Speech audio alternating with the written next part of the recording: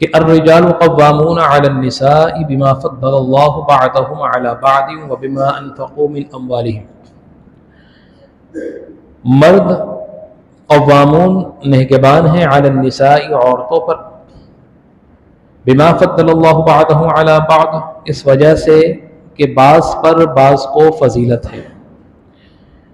بعض کو بعض سے مراد یہاں پر مردوں کو عورتوں پر فضیلت ہے۔ وَبِمَا أَنفَقُوا مِنْ أَمْوَالِهِمْ، ایک اگزامپل تو یہی اللہ تبارک و تعالی نے اس آیت میں فرما دی، وَبِمَا أَنفَقُوا مِنْ أَمْوَالِهِمْ، اس وجہ سے کہ وہ مہر کی صورت میں، نان و نفقے کی صورت میں، ذمہ داری کی صورت میں عورتوں پر اپنے مالوں کو خرچ کرتے ہیں۔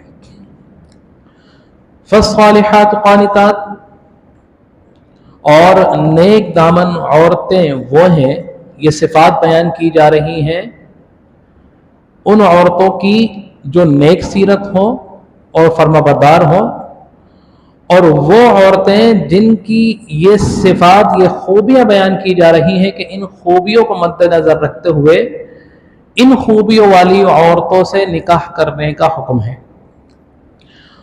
اور یہ خوبیاں وہ ہماری بہنیں بھی مد نظر رکھیں کہ ان خوبیوں کو، ان جو ہے اوصاف کو اپنے اندر، ان اوصاف میں اپنے آپ کو ڈھالیں۔ یہ وہ خوبیاں ہیں جو اللہ تبارک و تعالیٰ کو پسند ہیں۔ کون کون سی خوبیاں؟ کہ فالصالحات، پاک دامن ہوں، نیک سیرت ہوں، قانتات، اپنے شوہروں کی اطاعت فرما برداری کرنے والی ہوں، حافظات للغیب، اور غیب کہتے ہیں جو چیز ظاہری سامنے موجود نہ ہو۔ تو یہاں پر مراد ہے کہ اپنی شوہروں کی، اپنے مردوں کی غیر موجودگی میں ان کے گھروں کا، ان کے بستروں کی اور ان کے مالوں کی حفاظت کرنے والی ہوں۔